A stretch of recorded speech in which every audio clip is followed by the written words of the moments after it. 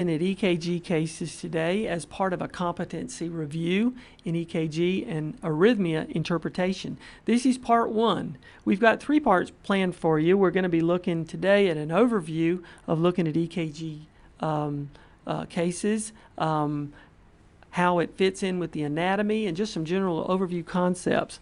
Part 2, we'll look at more clinical cases, and part 3, we'll sort of have an assessment time to check your knowledge. So, as anything else, EKG is about looking at patterns. And so for a lot of people, they get overwhelmed with what's going on with the EKG. So let's just take a minute for some quick orientation concepts to get everybody feeling better about looking at EKGs. Long time ago, people wanted to look at the heart, and they wanted to figure out what was going on with the heart. And they decided that they could try to capture some of the electrical activity of the heart, because the heart has electricity inside it.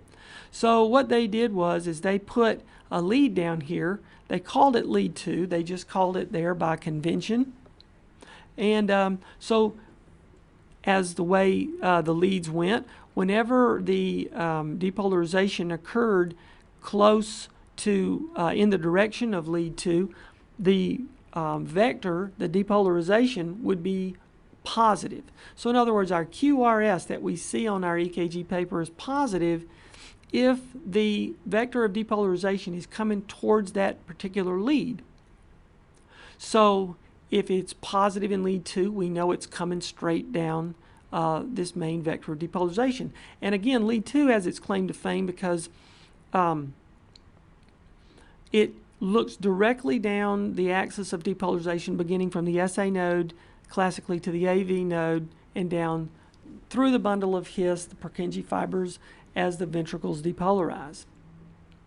So again, our lateral leads are over here, lead 1 and AVL over here, and then rounding off the other inferior leads, we've got AVF and lead 3. So these are the limb leads. Now we've got AVR over here, out in left field by himself. The heart really doesn't depolarize backwards, so we really don't use AVR a lot, and a lot of times everything you see in AVR is going to look like it's upside down and backwards, and that's kind of why they keep it on there, I think, for completeness sake and to show that the circuit is complete. But in any event, you don't have to worry too much about AVR right now. Here's looking at the heart a different way. It's kind of a little drawing, but I wanted to show you V1, V2, V3, V4, V5, and V6. These are often referred to as the anterior leads or the chest leads. And we see that V1, V2, and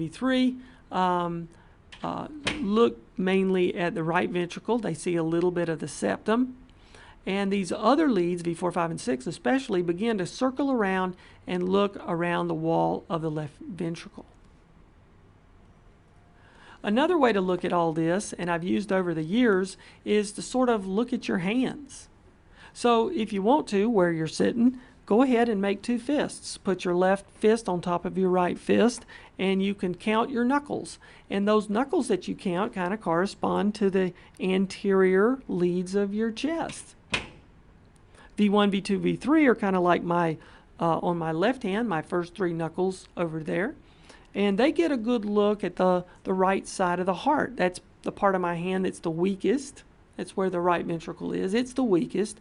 And as you see, V4, 5, and 6, knuckles get a little bit bigger, just like the heart gets a little bit bigger. And you've got your big muscles down here. This is where the heart's the strongest. So these leads here kind of correspond to what we call the anterior septal leads. It's looking at the septum. And these leads over here, V4, 5, and 6, are your anterior lateral leads. And the anterior lateral leads, again, are looking more at the left side of the heart. V2 is directly right over the right side of the heart. And so these are your 3-dimensional leads. They're looking at the front of the heart. Now the limb leads, as we saw a minute ago, are kind of in a different plane. And that corresponds over here where my thumbs are. The lateral leads, that's where lead 1 lives and AVL lives. This is looking at the side, the lateral side of the heart. Now looking straight down, we see the inferior leads. That's where my wrists are. That's at the bottom. And so the way this little model keeps working, that's where 2, 3, and AVF live. Okay, so those are the inferior leads, and you can just kind of appreciate the inferior leads, the lateral leads, and the anterior leads on your hands. Another point I wanted to make when you look at the little model like this is you see lead 3 is almost diagonally opposite to AVL lead 1 and some of these anterior septal leads or anterior lateral leads. Maybe around 150 to 180 degrees opposite. So a lot of times this is sort of the concept of reciprocal changes on an EKG. So in other words, if you have ST elevation in your lateral leads, you should expect ST depression in your inferior leads, especially lead 3. If you see ST elevation down here in lead 3, you could expect to see ST depression, we call that reciprocal changes, in AVL. So in other words, whichever part of the tissue gets damaged, we see ST depression in the other part of the tissue. And that's interesting just because of where these leads are placed. Now, another interesting thing to think about with lead 3 especially is it's the inferior lead that's the farthest most over on the right-hand side. And it's the one that can look over sort of like a window into what's going on the right-hand side of the heart. So in other words, if we ever expect a right heart damage, like a right ventricular MI, we would then think about getting some other leads, reverse leads, like V3R, V4R, V5R, and V6R. Now, to keep this little analogy going, you've made your fists. Look at the knuckles on your right hand. That's in the back. You don't see those knuckles as much. But if you looked at your fifth finger, ring finger, middle finger, and index finger knuckles, that would correspond to V3R, V4R, V5R, and V6R. Those are the leads you can sometimes get to check on the right heart. So, hope that helps, guys. So now we'll press on and we'll look at it a different way. These are our inferior leads, V2, 3, and AVF, the inferior leads. Here's AVL, lead 1, the lateral side of the heart. And here's V1, V2, V3, our anterior septal leads. V4, 5, and 6 coming out in the plane across the anterior surface of the heart, corresponding to our anterior lateral leads. And then again, look and see how lead 3 can look around the corner to see the right-hand side of the heart. And if we're ever worried about a right heart attack, we could get a V4R lead to check on that. V1, just as of note, just trivia, it's a standard EKG lead that looks directly at the right ventricle where it's positioned, assuming the V1 lead is placed appropriately. And this lead 3 on the bottom is a rightward facing lead that helps us think about what's going on with the right ventricle. We'll see more of that if we have an inferior MI. Now let's take a quick look at the EKG. Here's an EKG, standard stuff, but we want to look for patterns. That's all we want to look at this time around. We're just looking for simple patterns. Can you see stuff? Can you see things? Well, let's look for simple patterns. Here are our lateral leads that we just saw corresponding to your thumbs. That's the lateral side of the heart. Here are the inferior leads. That corresponds to kind of where your wrists are. That's at the bottom of the heart, 2, 3, and AVF. These leads are our anterior septal leads, V1, V2, and V3, as we saw earlier, and V4, 5, and 6. So really the top part of the EKG just shows us where things are located. So all that are just general places to go and visit in the heart. And looking at them all together, we see the inferior part of the heart, the lateral part of the heart, the anterior septal part of the heart, and the anterior lateral part of the heart. That's all these leads are. They're just showing us different places to look. When we look at the bottom, we see V1, we see lead 2 and V5. They usually give you some rhythm strips down at the bottom just to let you see what's going on. These are really useful when you're thinking about arrhythmias, and they're also very useful for ACLS testing as well. Now let's look for some easy patterns. What are some of the easiest things we could look for on an EKG? Well, one of these is T-wave inversion. Whenever you see T-wave inversion, that implies, or most likely implies, ischemia.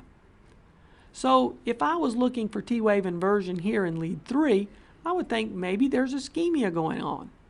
Now sometimes I can use the other leads in my geographical area to help confirm it. It's a little bit less likely confirmatory if I don't have T-wave inversion in AVF or lead 2. But again, that's what the T-wave inversion implies. It's an easy pattern to spot. We also look for ST depression. When we see ST depression, we can generally think that it's a little bit lower, this ST segment, than the isoelectric line. Now there's 3 kinds of ST depressions that we look for. The upsloping ST depression, sort of this horizontal ST depression where it kind of levels off and establishes a new baseline down here, and then this downsloping ST depression. Now all these are just predictors for, is there really ischemia going on? Just like with the T-wave inversion. If we see T-wave inversion or ST depression, we're trying to make our best guess as to if there's ischemia. Now supposedly this horizontal ST depression has a lower error rate, a little bit more accurate than some of these that are upsloping or downsloping. But for what it's worth, I wanted to mention ST depression because we'll be looking for it. Everybody wants to talk about ST elevation. That's a different story. And as you probably heard and said many, many times, there's ST depression that kind of looks like a tombstone, like that, or a sundowning. And we call that convex. Now, if you have that occurring, that's typical of a STEMI, of an acute MI. So, if you have a concavity to it, which is more like an upward sloping of like a Nike swoosh, that concavity is not supposed to be associated with an acute MI. That is more associated with what's called J-point elevation. Now the J-point is this spot that's right there. It's this spot that is supposed to be right before the ST segment, right after the QRS complex.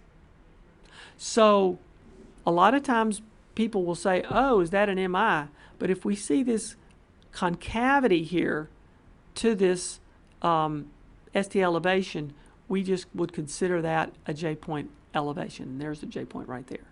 Now, another thing that sometimes confuses folks a lot is when you get this thing here and you're trying to figure out if that's really an elevated J-point or if it truly, truly is this convexity, this sundowning, this tombstoning pattern. But when you have this straight line thing, that's supposed to be associated more with the sundowning effect over here. It's not the J-point elevation. It's not this thing that looks, this concavity, this upward slope like a fish hook, something like that. This just starts here and then starts a slope up like a roller coaster, maybe. And that's what this example shows over in here. But I wanted to take a second because we're going to be looking for ST elevations. These imply acute injury or some type of inflammation, like with pericarditis. I wanted to mention before I went on, there's the P wave, PR interval is from the beginning of the P wave until the beginning of the Q wave. This is a Q wave. The first downward depolarization is called a Q wave. The first upward depolarization is called the R wave. When it comes back down to the isoelectric line and then dips below it, that's called an S wave. It's not shown here. So technically speaking, this is a QR wave. But again, it illustrates the concept that everybody calls everything a QRS complex anyway, even though technically there's no S wave in this tracing. But also to illustrate, at the end of the P wave and right before the Q wave is this little dude called the PR segment. This little guy has a claim to fame that this can be lower and depressed in acute pericarditis. Just something to be aware of. The QT interval begins from the beginning of the Q wave to the end of the T wave. Let's take a look at Q waves since we mentioned them. One common question is the Q wave pathologic or not? Everybody's got an opinion on this.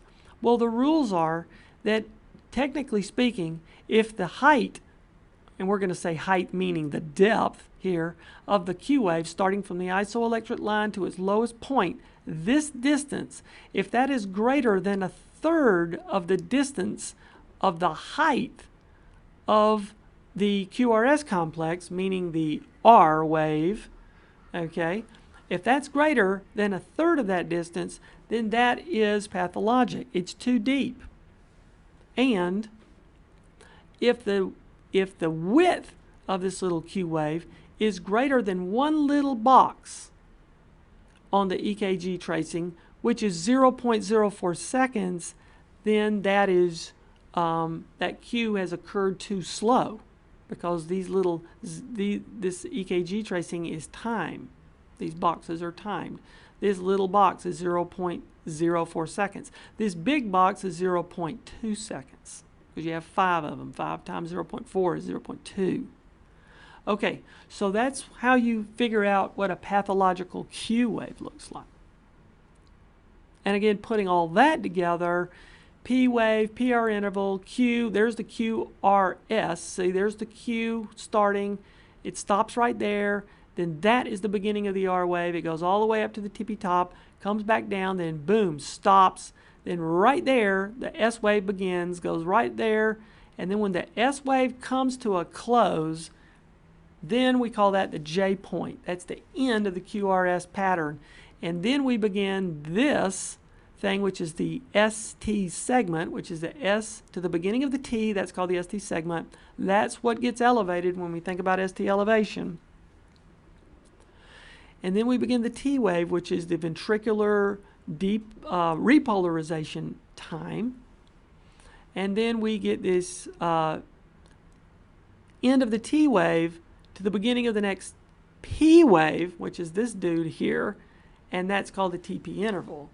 Now, all this stuff here represents, after the T wave and after the QRS depolarizes, the R to R interval, okay? But this is a refractory period where you're not supposed to have another ventricular depolarization.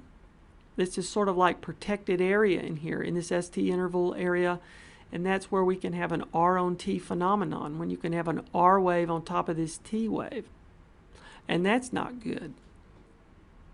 So we calculate our rate sometimes from the R to the R. And we also measure the regularity of the rhythm by looking at the R to R patterns. We can calculate ventricular rate by looking at the R to R patterns. And we can calculate the atrial rate by looking at the P to P patterns. And if the heart is depolarizing in synchrony with one another, okay, in sync, in other words, the top part and the bottom part are in working together, then the R to R interval should equal the P to P interval. If there's AV dissociation, the ventricular rate will be depolarizing at its own rate, and the atria will be depolarizing at its own rate, and that will be evidence of maybe like a third-degree heart block with AV dissociation. Now let's get our feet wet a little bit more. Get our appetites here. So let's look at orientation case number 1. I think we're only going to have like 8 of these, so we're not going to go overboard. I just want to get everybody on the same page here. So this is the first orientation case. What do you look at when you see this? Right now, I'm not asking you to try to interpret like what the rhythm is down here on lead 2. I'm just asking you to look for general patterns, patterns that we don't want anybody to miss. This is where the money is. And I mean the money not for the billing, but I'm just meaning the money where this is where it is. This is where you need to study. So let's take a quick look. What do we see? Well, up here we see possibly either like J-point elevation like we said before, or is this ST elevation? Well, it's kind of like that upward sloping line that we said before. I don't see like a fish hook or a Nike swoop. This is sort of a straight line, so it's a little bit more suspicious for true ST elevation. And if that was the case, since these are our lateral leads, we would say maybe this is a lateral wall MI. Do you see anything else? Well, look at here. Like we said before, when something is happening in lead 1 and AVL, we can expect reciprocal changes in the opposite leads.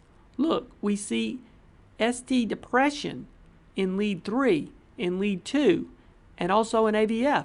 These are called reciprocal changes, and that's because of the position of the leads of lead 1 and AVL opposite lead 3, AVF, and 2. And if you want to visualize it, just make a couple of fists and see that your thumbs are opposite where your wrists are. We also see some Q waves. Now there's a teeny, possibly little R wave there, but these make the stronger case that these are Q waves. Now remember, Q waves has to be greater than 1/3 the height of the R wave, but we don't even see any R waves. So all these look like Q waves. If there was an R wave, then that would be an RS wave. But this is real suspicious for Qs because we don't really see any evidence of an R wave to start. So the first downward depolarization, therefore, is a Q wave. So if that's the case, this person may have something old and something new. I don't know if there's anything barred or blue. But that being said, this looks suspicious like an old MI here. Now where would that be located?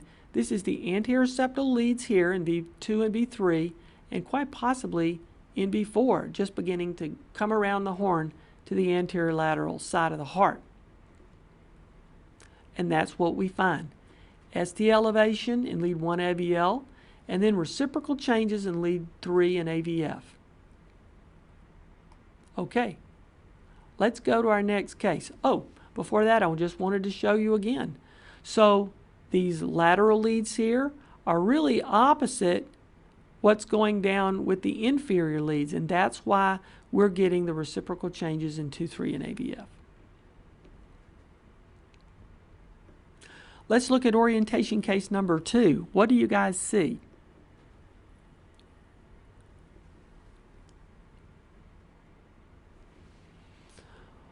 Here, we make the case for a little bit of an ST elevation here in lead 3. The T waves look a little elevated, and as some of the guys were looking at this, they were saying, I don't know if that really is a peak T, or is that really ST elevation? Because it looks like maybe the J points were still right there. Where is the J point? Where is the QRS? What the heck? And this is an example of a really, really early inferior MI. The only lead that's really picking it up is lead 3. And that just goes to show you sometimes EKGs, they're just a slice in time. And sometimes if you're worried about a patient, you might need to repeat an EKG. Is it J-point elevation or is it not? That's a question. But remember, use your reciprocal leads. Lead 3 is reciprocal to what's going on in AVL. And look down here in AVL. We see in our lateral leads a little bit of ST depression. That gives us a clue that maybe there is some injury going on at the same time. Remember, we said lead 3 is always positioned to look over at the right side of the heart. Remember when you made your fist, lead 3 is almost down there to look where your basically where your ulnar bone is in your wrist. That's way over where lead 3 is. So that has that position to look around the corner if it needs to. So sometimes when you're dealing with an inferior wall MI, you might want to think about looking or considering that that inferior wall might be involving part of the right ventricle as well. This makes an example of what's called hyperacute T waves in 2-3 and AVF, and these are supposed to be illustrative of these elevated T waves. This T wave doesn't look anything like these T waves, but these T waves are a little bit hyperacute. They do tend to peak when there's an acute injury. So again, not so much to illustrate ST elevation, but just to illustrate hyperacute T waves, which can occur. And I bet you, if you're on call and you're looking at this, you might want to repeat the EKG again later, and you might see more ST development occurring in these other leads. And also, this makes the point that if you were suspecting changes in the right ventricle, you could check a V4R. That would be consistent with a right ventricular lead. And V4R would correspond to your ring finger on your right hand if you put your fists together looking at the back of the heart. So kind of a cool first look at an inferior wall MI at its early stages, and the ability to look at some of our reciprocal changes to help us try to decide if something really is going on down there. Looking for that smoking gun.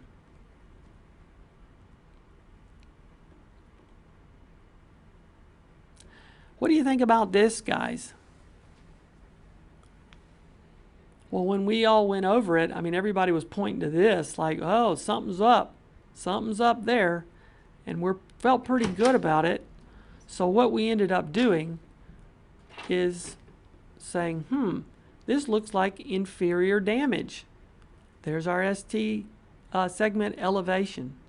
We were looking for, also we noticed that there's ST segment depression in the reciprocal leads. That gives us that clue, that reassurance that maybe something acute is going on. I didn't mark it, but there does look to be a little bit of reciprocal changes over in the V2 lead as well, maybe a little bit in V1. But remember, V2 and V1 are also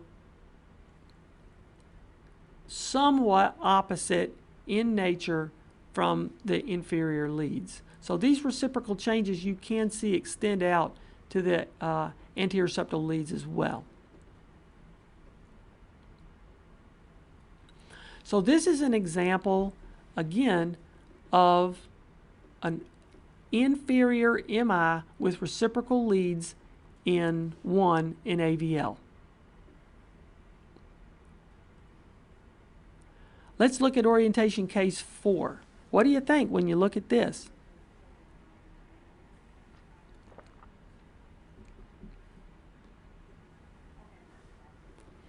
Well, the guys, we were looking at this, and the first thing that kind of came to everybody's mind is we could sort of see that this looks a little elevated here. I can see maybe that looks elevated, and some people were saying, well, is that right there J-point elevation, Is that J-point elevation? And again, we don't see that curved appearance like J-point elevation would. It's more like a straight line, and if that's the case, then this would be more ST segment elevation. It's not that classical tombstone, but you begin to see this thing over here as well. Over here, possibly over here. This would mean something going on all of here. And then we looked over here. Maybe there's some ST segment elevation over here and over here as well. Okay, so maybe something's going on. Do we see reciprocal changes at all? It's kind of hard to say, maybe. Let's see what we've got here. Like we said, little bit of reciprocal changes here in lead 3, giving us a clinical clue. But again, strong evidence for ST elevation in V1, V2, V3, and V4, and V5. So this would be anterior septal MI, also with anterior lateral MI, also extending over here into the lateral wall. This is bad. This is a big MI that's involving a lot of the heart. Also, we pointed out today that look at the PR interval here. If the PR interval is greater than 0.2, which is one big box, we've got a first degree heart block. That's kind of a little finding here, but it's just interesting to point out nevertheless.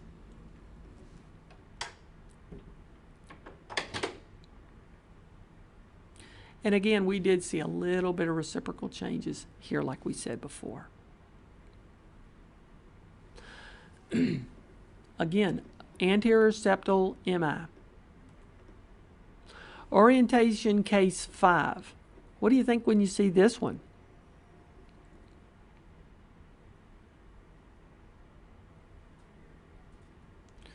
Well, what we saw when we looked at this is we saw a little bit of ST elevation here and here in the lateral leads.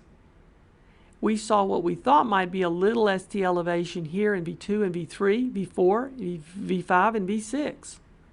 And if that was the case, this would be anterior septal as well as anterior lateral MI, also involving the lateral walls. This EKG shows more reciprocal changes in the inferior leads.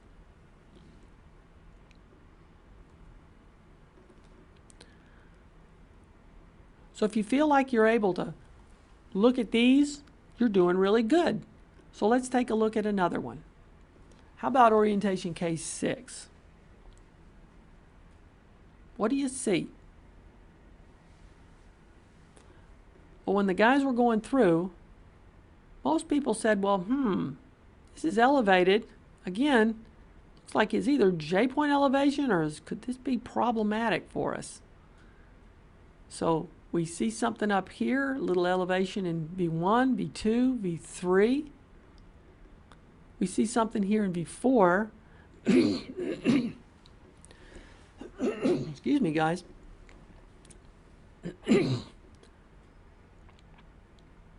And we also see somewhat of an extra beat right here. So possibly a little bit of reciprocal lead changes over here in lead 3. Possibly a little bit of elevation in lead 1 and AVL. Let's take a look. So again, if this is what you saw, you're doing great. We have an extensive MI as well, involving V1, V2, V3, which are the anterior septal leads, and also V4, 5, and 6, the anterior lateral leads. Also, subtle changes are seen over in 1 and AVL, the lateral leads. And as we keep pointing out, very subtle changes of ST segment depression in the inferior lead, especially lead 3, a little bit greater than AVF, but see how just a little bit it's lower than that isoelectric line up here. In AVF, there's the isoelectric line there, but that's just a little bit. You could probably see a little bit better right there. See how that is a little bit higher than that. And that, excuse me, are the reciprocal changes in the inferior leads. Now, another thing I wanted to point out, two cool things about this EKG, is we've got ST elevation, but we've got Q waves to begin with. So we've got an ST elevation on top of a Q wave. So this is an example of somebody with an old MI that is having another infarction on top of it. An old MI with something acute going on. Maybe he's reinfarcting. The other interesting thing is that there seems to be a depolarization right on top of where the T wave should be. Now that depolarization is not going to be coming from the atria. That's not a sinus beat. Number one, because it doesn't look like this. It's wide. Usually those wide beats that are random are ventricular, premature ventricular contractions, or PVCs. This PVC, interestingly, occurred right on top of a T wave. And this is an interesting thing to point out on an EKG. What is that? That's called an R on T phenomenon. So when you have a normal beat and then you have a QRS that occurs right at where the T wave should be, that's not supposed to be there. And that is occurring during the refractory period for the ventricle. So now we have a depolarization due to this refractory period where the ventricle is supposed to repolarize. When that happens, that's depolarizing something, and that can make the repolarization unstable, and that can lead to ventricular fibrillation. So if you've got an MI patient and you're monitoring and you notice a bunch of these R and T phenomenons, you want to let people know, because that could make the patient more prone for unstable heart rhythms like the R on T, or leading to ventricular fibrillation. So let's take another look at that. See? Right there. All right. Now it makes a little bit more sense. Okay. So old Q waves in V1, V2, but a lot of new stuff going on at the same time. A little bit of old and a little bit of new. And a little bit of crazy with the R on T. Okay? All right. Let's look at case 7. What do you think about this one? This is a pretty cool case too. Everybody was looking at this like, what's going on? All right, we see what we think are Q waves. All right, we're not debating that. There's a Q wave. And there's this ST thing again. What are we doing here? Is this like an MI on top of an old MI like we had before? Well, do we see any evidence of reciprocal changes down here in lead 3? No. If there was something acute going on over here, again, we've been making the case that we can look for evidence of damage reciprocally in 2,3 ABF, but we don't see it. So maybe there's not anything acute going on. We see some T-wave inversion, or maybe something, a little T-wave inversion in AVL and lead 1. But it looks pretty close to the isoelectric line. So what the heck is this? You know, maybe a little T-wave inversion over here. This is a really cool example. What is this? Well, we saw the Q waves, and we see some ST depression in lead 1 and AVL. So these deep Q waves in V1 and 3, this is an EKG of a person who 2 weeks before had an MI. And after the MI, Q waves get formed. But sometimes after the MI, you begin to see ST elevation, or ST elevation that doesn't resolve. What does that mean? That means that you've got this residual ST elevation. That means that an aneurysm maybe has been forming. So whenever you have an EKG, the ST elevation is supposed to go away.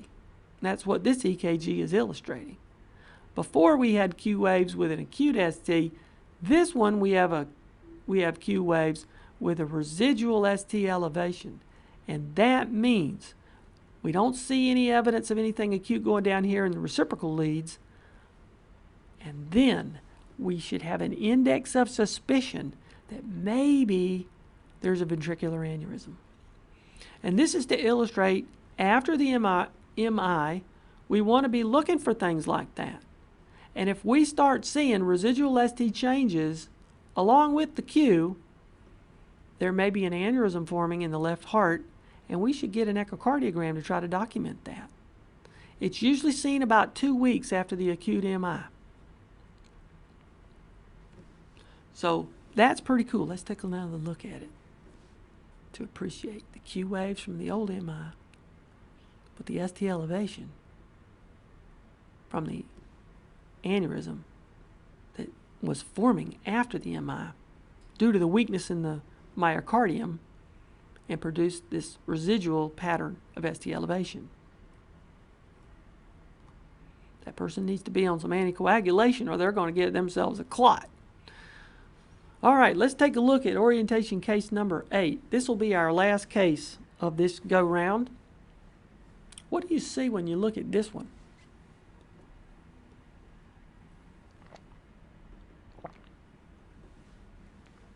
Well, when the guys were going through this one, we said, oh, okay, well, there looks like maybe some ST elevation, ST elevation, ST elevation. It's kind of a straight line. And if that's the case, maybe there's something going on in the inferior wall. We see a little bit of depression over here in lead 1 in AVL. Maybe that's reciprocal changes. Maybe that gives us our clinical clue as to something going on down here. The smoking gun, and this is our clinical clue that maybe something's happening. Not sure what all this means up here. Could something be happening up here? Hard to say.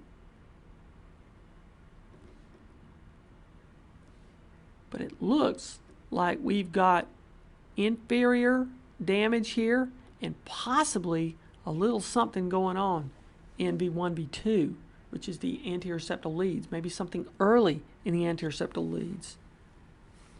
So, and I didn't mark it, but we've got reciprocal changes in lead 1 in AVL. So, very cool, guys. However, I saved something even cooler. There's something more on this EKG that you want to look at. And remember when I said earlier that whenever you have that inferior wall MI, you should always think, the inferior wall is involved, but could the right heart be involved as well?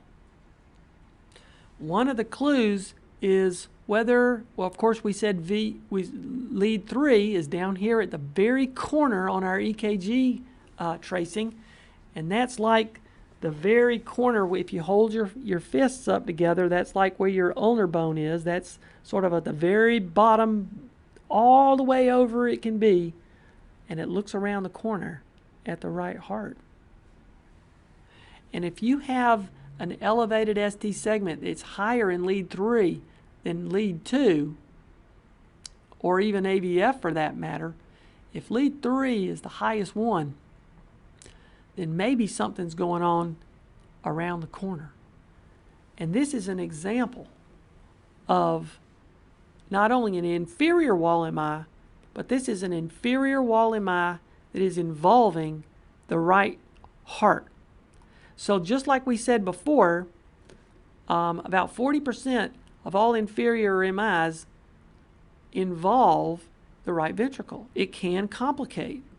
And it's important to understand that, because if the right heart side is involved a lot and you give nitrates to this patient, you're going to vasodilate them. And when you vasodilate them, the right heart now is so volume dependent because it's weak, and now it's vasodilated, the patient can crash.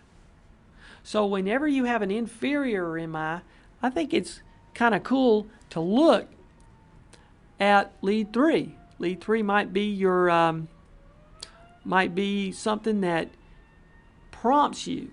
Now, what would you do if you wanted to check out the right heart?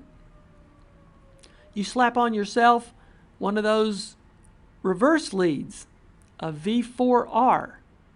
Now, remember when we were talking about V4R, and put your hands together, and on your right fist, your ring finger, that's where V4R is, okay?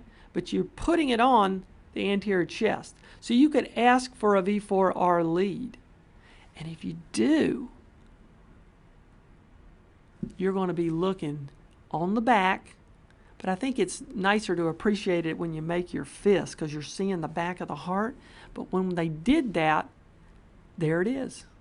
They got a V4R lead, and we see the elevation of the ST segment. So this shows you that not only do we have in these leads down here an inferior wall in MI, possibly affecting the anterior septal segment as well, but this bad boy is affecting the right heart too, and that's real important for management.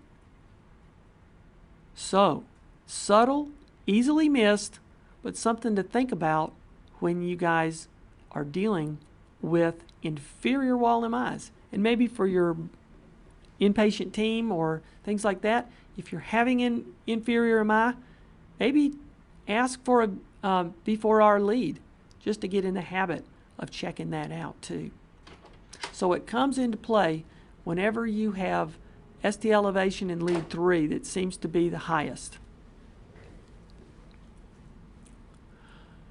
Great.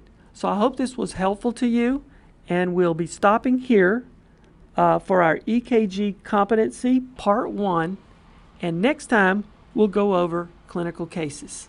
Take care, guys, and we'll see you next time.